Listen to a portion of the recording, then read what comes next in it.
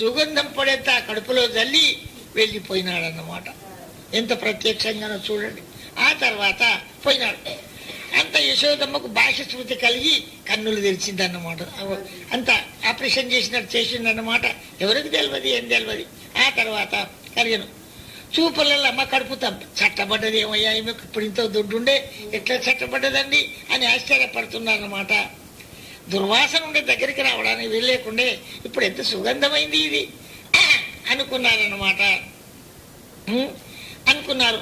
యశోదమ్మ స్వామివారికి తెలుపుకున్నది కదా. క్రమముగా అందరికీ తెలిసింది కదా యశోదమ్మ మీద భగవంతునికి ఎంత ప్రేమ ఉంది. వైద్యుడై రక్షకుడై నిత్య నూతన లీల సాగిస్తూ ఉన్నాడు భగవంతుడు. భగవంతుడు వస్తాడో లేదో అనుకుంటాం మన కథలో. నేను కళ్ళారా చూసిన వాళ్ళు, స్వామిని చూశాను, వాళ్ళందరూ చూశారన్నమాట. ఇంకా ఏమైంది భక్తి? ఇక చనిపోతుందనంగా 6 నెలల ముందు ఈ అమ్మ హృదయ దిశ దివ్యమైన భావావేశములతో తిరుగుతుంది. ఇక 6 నెలలకు చనిపోతుందంటే భగవద్భక్తిలో ఇంకా ఎక్కువైపోయింది, భావావేశంలో ఉందన్నమాట. ఆ ఆవేశాన్ని అందరూ అర్థం చేసుకోక పిచ్చిలేసింది ఏమో అంటున్నారన్నమాట. భగవద్భక్తి ఏమో బాగా ఎక్కువైపోయింది, ఆమెకేమో అందరు చూసేమో పిచ్చిలేసింది ఈమెకు అంటున్నారన్నమాట. అంటూ ఏం చేయాలి? లోకంలో సంసార సంబంధమైన సంసార సంబంధమైన ఆ పిచ్చి గల వారికి ఏమిటికైనా లోకమోళ్లకు భక్తి అంటే పిచ్చి. ఏం భక్తి? బాగా సంపాదించుకోవాలి కానీ వ్యవసాయం చేసుకోవాలి, వ్యవహారం చేసుకోవాలంటారు. భక్తులకి సంసార వ్యవహారం అంటే పిచ్చి. ఓలకోలకి ఇట్లే పచ్చి. ఎన్ని పాపాలు చేసినా సంసారం పెద్దగా చేసుకోవాలంటారు. లోకం పిచ్చి. ఒక్క పాపం కూడా మనకి రాదు. అనేక జన్మల తర్వాత నాకు ఇచ్చిన ఈ జన్మలో మళ్ళీ ఇప్పుడు నాకు మన జన్మ వస్తుంది అనుకుంటారు భక్తులు. కాబట్టి అదేవిధంగా ఆమె ఆ పిచ్చిలోనే భగవద్భక్తిలో అట్లాగా ఆమె ఉంటే ఈమె పిచ్చి లేసింది అనుకున్నారన్నమాట. అనుకుంటున్నారన్నమాట. ప్రపంచిక పిచ్చి ఇట్లా వాళ్ళ పిచ్చి దుఃఖరూపం, పరమభక్తుల యొక్క పిచ్చి సుఖరూపం. ప్రపంచీకుల పిచ్చి దుఃఖరూపం, భక్తుల యొక్క పిచ్చి సుఖరూపం. ఇంతే భేదం అన్నమాట. స్వామివారు దగ్గరుండేటువంటి వాళ్ళ 5-6 మాత్రమే ఇది పిచ్చి కాదు, భగవద్భక్తి ఉన్మతలో ఉన్నదని తెలుసుకున్నారు. కడుమలందరూ పిచ్చిది అయిపోయింది అనుకుంటున్నారు. తెలియని వాళ్ళు ఏమనుకుంటారు? అట్లాగే ఉన్నదన్నమాట. యశోదాదేవి ఎప్పుడు అదే కృష్ణ కృష్ణ అనుకుండేదన్నమాట. ఒక్కపారి 10 గంటల రాత్రి అయిందన్నమాట. ఆ రాత్రి పడుకున్నది, ఒక్కపారి లేచిందన్నమాట. లేచి ఉరుకుతూనే ఉన్నదేటో. అయ్యో శ్యామం శ్యామమటంచు కృంతపతిమా పుష్పవలావణ్యమౌహిమేన్వాడగ జుచినోనక శ్యామం శ్యామమటంచు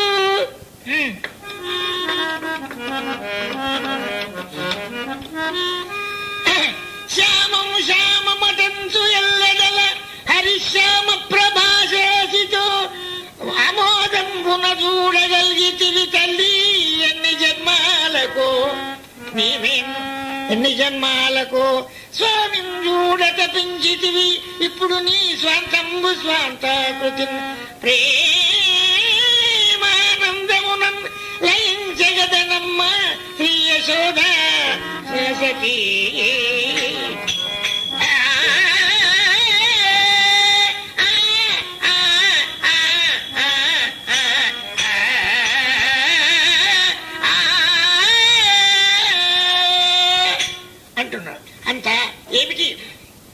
ఏమిటి శ్యామం శ్యామం కృష్ణుని పేరు.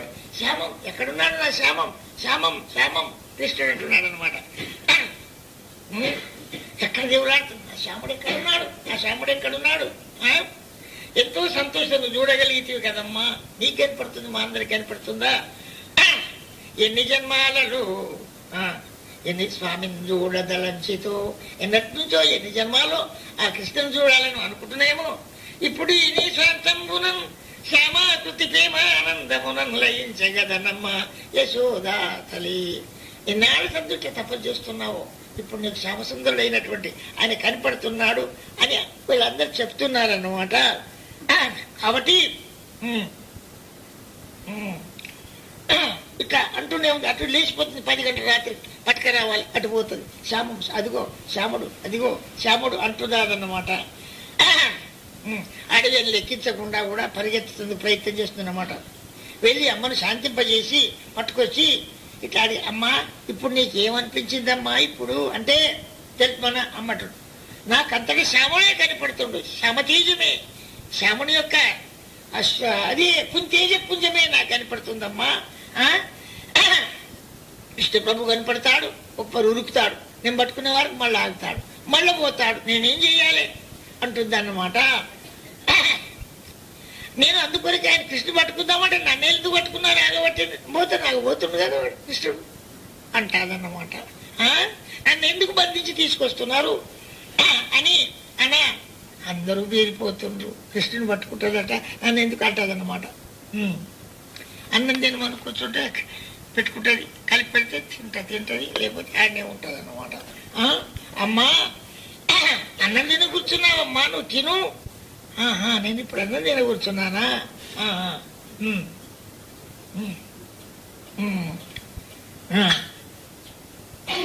అదిగో అమ్మా భగవంతుడు అన్ని లీలలు చూయిస్తున్నాడు అంటాదన్నమాట. మళ్ళీ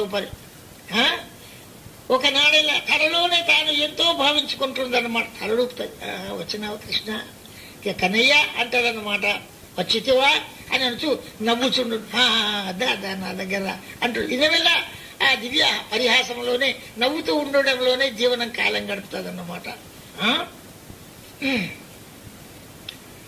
ఒకసారి మఠంలో నారాయణ గారు ఉన్నారు, ఈమె ఇతల ఆశ్రమంలో ఉంటుంది కదా, ఉన్నారన్నమాట.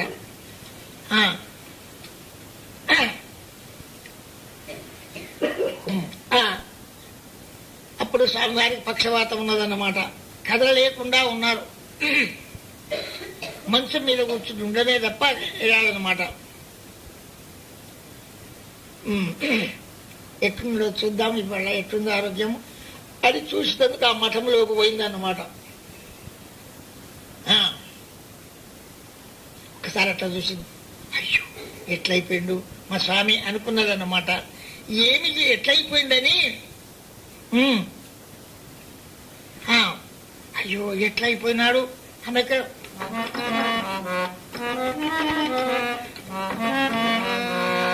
స్వామి ఎంత కృషించిపోతిరా పుష్పలావణ్య మౌమి మెన్వాడగా చూచి నేను ఒక శిలా మున్మూర్తినా అంటూ అట్లే మూర్ఛాగతి స్వామి వారి చలివారింపంగదే బడ్డ కుంపటిలో బడ్డ జ్వాలాగ్నుల కుంపటింబడితివమ్మా ఎంత ప్రేమాత్మవో ఎంత ప్రేమాత్మవో. ఏమిటి స్వామివారిని మఠంలో చూద్దామని ఇవాళ ఎట్టుంది వారి ఆరోగ్యం అని చూడకపోతే చూసింది ఒక్కసారి. స్వామి తప్ప ఎంత బక్కబడిపోయినారు మీరు, ఎంత కృషించిపోతిరా పుష్పప్రాయ లావణ్యమౌమి మెన్వాడగా చూచి నేనొక శిలా మున్మూర్తిన. పుష్పప్రాయమైన మీ దేహాన్ని చూస్తేందుకు నేను రవుతున్నా, నా కళ్ళేనా ఇట్లా చూస్తున్నాను. శిలా మున్మూర్తిన ఎంచు అట్లాగే దగ్గరికి పోతుందను. అంతకే చలి పెడుతుంది స్వామి, కానీ నీవు కమకనకమ నిప్పములు కాపి చింత నిప్పులు కాపి కుంట్లో వేశారు, మంచం కింద పెట్టారన్నమాట. చలి పెడుతుంది, కుంపటి పెట్టారన్నమాట. ఈ మధ్య చూడక ఎంత ఎట్లయిపోయినారు స్వామి అని ఇట్లా పోతూ ఖజారామ అట్లే పోయింది. స్వామి ఎంత కృషించిపోతిరా పుష్పప్రాయ లావణ్యమౌమి మెన్వాడగా చూచి నేను ఒక శిల మున్మూర్తిని. బండనా నేను, నిన్నేం చూస్తున్నా నేను అంటుడు. అంచున్ అట్లే మూర్ఛాగతి మూర్ఛపడి పడిపోయింది. స్వామి వారి చలివారింపంగదే నవ్దే బడ్డ జ్వాలామాగ్రుల కుంపటింబడితివమ్మా. ఎంత ప్రేమార్థం ఆ తలకాయ కుంపట్లో కమ్మకమ్మగాలే, కుంపట్లో తలకాయ పడ్డది, సోయలేడు. ఆయనకి లేవరాదు, ఆయనకు పక్షవాతం స్వామికి. ఈమె ఆయన చూడగానే బీరిపోయి ఎట్లయిపోతుందని కుంపట్లో పడ్డది. ఎవరులే పట్టాలి ఇప్పుడు. ఆ తర్వాత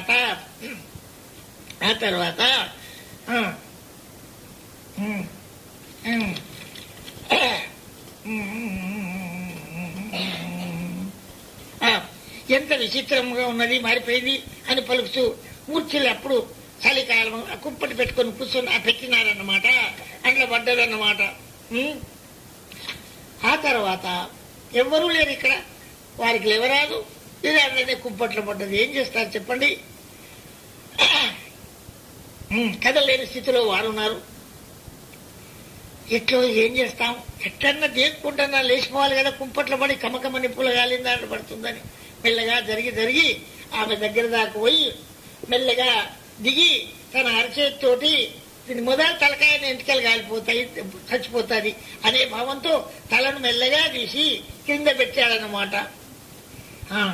ఇంత మహా కనకన గాలే నిప్పుల్లో పడ్డా గాని ఆ అమ్మ తలకు నేషమైనా కూడా చురుకంటలేదు, కష్టం కాలే, వెంట్రుకల కాలలేదన్నమాట. కారణమేమన్నా పతివ్రతలను అగ్నిదేవుడు కూడా రక్షిస్తాడు. పతివ్రతలను చూస్తే అగ్నిదేవుడు కూడా భయపడతాడన్నమాట. ఆమె పతివ్రత కాబట్టి అగ్నిదేవుడు కూడా కాల్చలేదు, చల్లబడిపోయినాడు, ఆమెను కాల్పలేదన్నమాట.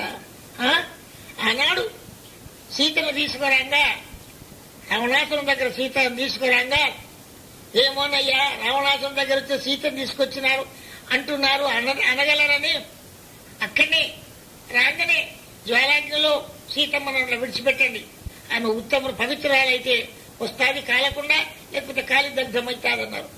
కాలబెట్టారు, ఏమీ కాలేదు. అట్లాగే పతివ్రతామ తల్లులకు అగ్ని కూడా భయపడతారు కాబట్టి ఆ కుంపటి కూడా కనకన కాబట్టి కూడా ఎక్కడ చురుకంటలేదు, ఏం లేదన్నమాట. అగ్నిదేవుడే కదా ఇంత మూర్ఛితురాలు అమ్మ గుండెలో భగవన్నామం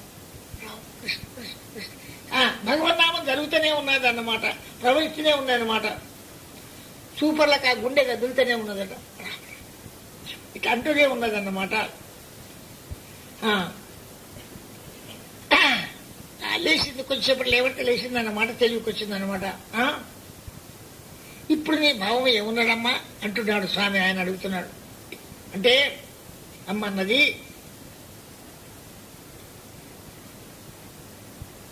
నేను మంచం మీదకి వచ్చే వరకు, నేను ఇంట్లో మీరు మఠంకి వచ్చే వరకు మీరు మంచం మీదలో కూర్చున్నారు, ప్రణవం ఓంకారంలో మీరున్నారు, కృష్ణ ప్రభు కూడా నా కళ్ళలో గోచరిస్తున్నాడు, ఇట్లా ఉన్నారన్నమాట. అంత తేజోమైన మన రజీని మీ బక్కతనం చూసి నాకు కళ్ళకు చక్కెర వచ్చినట్టు అయిపోయింది అన్నమాట. స్మృతి తప్పి పడిపోయినానమ్మా అన్నాడన్నమాట. నాకు శరీర స్ఫూర్తిగా శృతి కూడా పూర్తిగా లేదు, అట్లా ఉన్నదని చెప్పాడనమాట.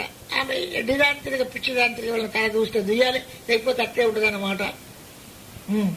ఓసారి అట్లా కూర్చున్నట్టు కూర్చొని భావం యొక్క ఉన్మాదంలో తన కొడుకుని తీస్తానమాట. గుర్చు ఇట్లా, నాయనా అటు చూడు ఆ మహాప్రభు మఠంలో ఎంత అద్భుతం చేస్తున్నాడు, ఎంత అద్భుత లీలలు గావిస్తున్నాడు, కనుగొండు త్వరగా వెళ్లి మనసాన గాంచుడని ఎట్లెట్టు ఇట్లా అప్పుడప్పుడు చెప్తా, అదిగో చూడు లీలలు జరుగుతున్నాయి అంటే భగవన్మాదమున ఆయన మునుగుతుండేదన్నమాట. యశోదాదేవి భర్త మునుపు పూర్వాశ్రమంలో ఉన్నప్పుడు ఎప్పుడు కూడా మొగని ముందర ఎదురుగా మాట్లాడినటువంటి ఆమె ఇప్పుడు జగన్నాథ తత్వాన్ని గురించి ఆమె చెప్తుందన్నమాట. ఇంతేనా? సత్యం నిర్ణయింపబడినాను పూర్వచనాన్ని. స్వామి మిమ్మల్ని తెలుసుకున్నాను, నా స్వప్నంలో నా భావంలో భగవంతుడు ఇట్లా చెప్పాడు, నిజమేనా? ఏమిటమ్మా అంటే, జీవుడు చేసిన కర్మలో ఏది ప్రారంభమగును, జీవుడు అన్ని పనులు చేస్తారు కదా, అన్ని పనులలో ఏది ప్రారంభం అయితే అదే అని అడిగినాను. అడిగితే అంటాడు భగవంతుడు,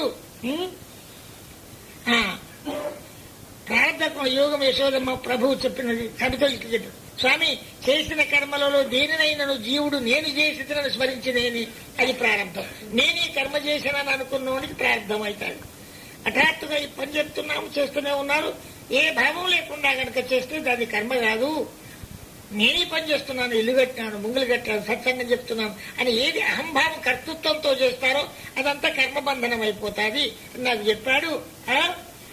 భావమై ఉన్నప్పుడు కృతకర్మల ఆత్మకు సంస్కారం అగును కాబట్టి సంస్కారం అనుసరించే జీవితం శుభాశుభముల యొక్క తప్పక నిర్ణయము. అహంకారం భావంగా చేసిన కర్మంతా బంధన అవుతుంది. ఏ భావం నిష్కామ కర్మగా చేసిన బంధన కాదన్నారు. ఇది నిజమంటారా అని స్వామిని అడుగుతుంది అన్నమాట.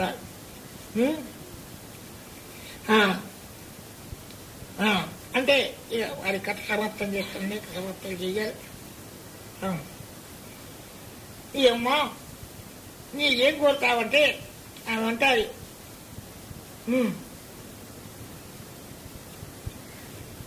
ఈ యొక్క వరవిమ్మ స్వామి నాకు అంటారనమాట. ఏంటి, నన్ను అమ్మాని పిలిచి ఎవరైతే ఇట్లా నీ ధామంలోకి చేరుతారో ఇది నా వాంఛ.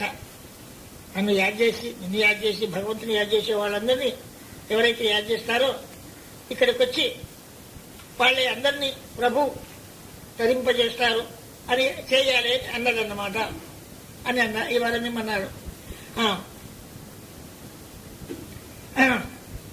ఆ తర్వాత మాకు అనేక లక్షణాలు వచ్చినాయన్నమాట. ఏంటంటే సాత్విక భావంలో ఏమొస్తాయంటే, ప్రేమలో సాత్విక భావం ఉంటే అనేక లక్షణాలు వస్తాయన్నమాట. ఏంటి, స్తంభం, రోమాంచం, ఊళ్ళో ఎగిరిపోతుంది, కంపం, శబ్దాలు పెట్టుకొస్తాయి, వైవర్ణంగా ఉంటాయి. ఈ అమ్మకు కొంతకాలం నుంచి దమ్మురోగం, కాసరోగం వచ్చి ఉండేది. అవసాన స్థితి వచ్చిందన్నమాట. అది పెరిగింది. ఆమెకు అంతిమ సమయం వచ్చింది. ఇక నేను బ్రతకని అనిపిస్తుంది అన్నమాట. ఒక్కసారి మీరందరూ భజన చేయండి అన్నదన్నమాట. మధుసూదన గరి మదన గోపాల మధురానాథ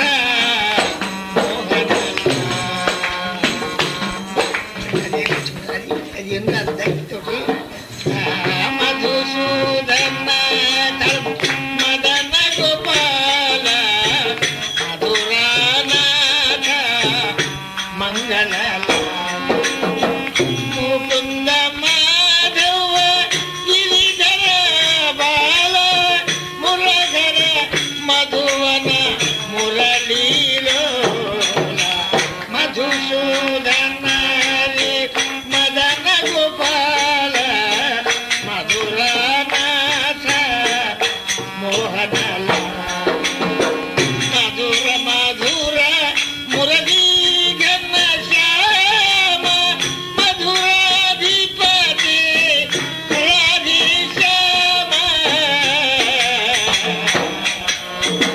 మధుసూదన మదన గోపాల మధురానాథ మోహనలాల మధురానాథ ఈ విధంగా అమ్మ పరివారం తిరుగు ఉన్నదన్నమాట. అక్కడ కూర్చుండి ఏం బాపసలు ఎప్పుడైనా ఎవరైనా యాదించుకోండి. ఎవరైనా మన ఇంట్లో అవసాన స్థితికి చనిపోయే స్థితికి వస్తే ఇంత మాత్రం ఉన్న పుణ్యం కట్టుకోవాలి. వాళ్ళ దగ్గర కూర్చుని భగవన్నామం చెయ్యాలి. లక్షల రూపాయలు ఇచ్చినంత విలువ. ఎందుకంటే భావం అని దాటిపోతే మోక్షానికి పోతారు. దుడ్డ మీదకో బిడ్డ మీదకో పోతే నరకవాళ్ళు పడిపోతారు. నువ్వు అక్కడ కూర్చుని కొంచెం రామకృష్ణ హరి జై జై రామకృష్ణ హరి ఇట్లాగా ఏమన్నా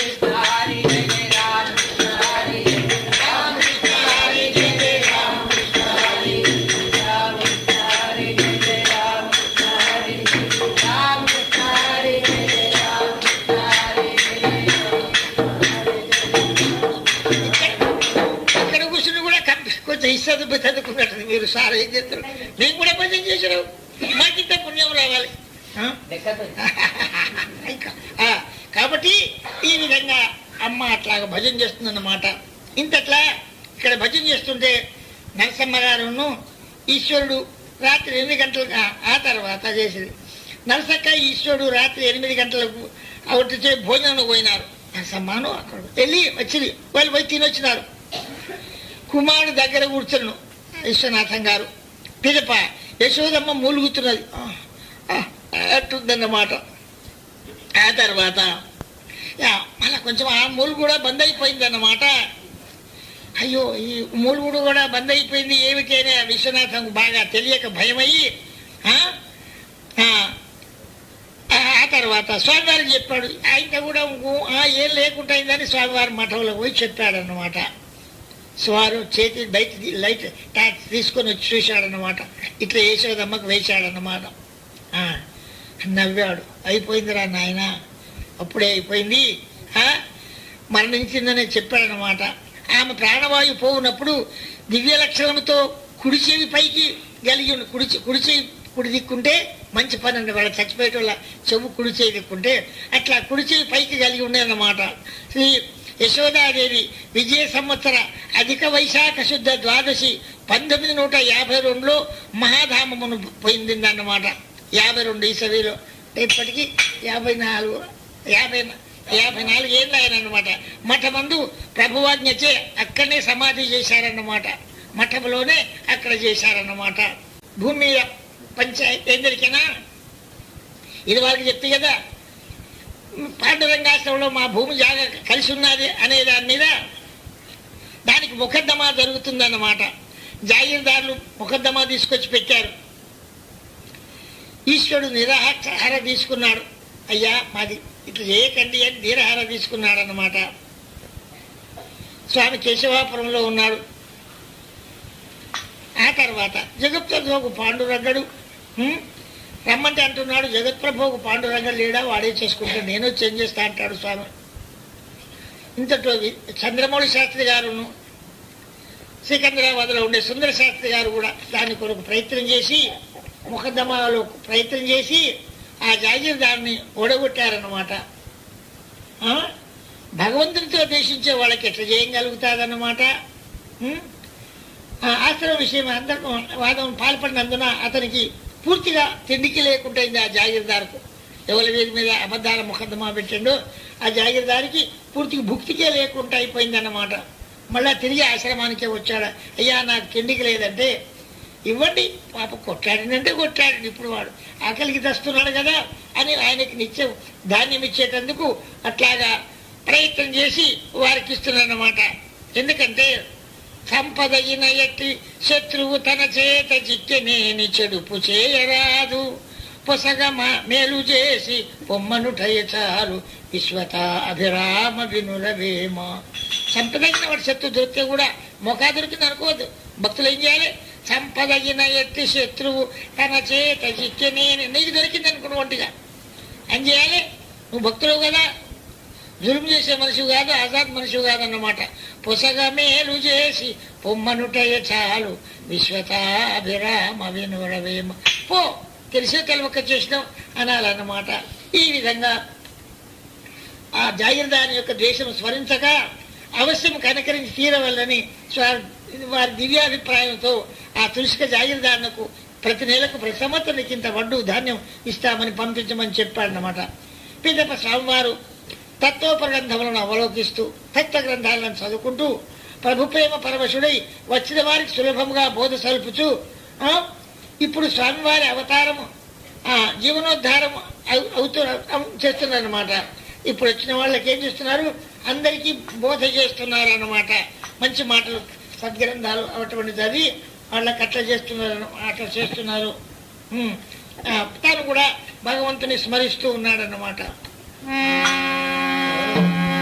రఘురాజే శ్యామ హరే గోవింద హరే గోపాల హరే రఘురాజే శ్యామ హరే అదముడరా అనాథుడరా రామ అదముడరా అనాథుడరా రామ ఆదించ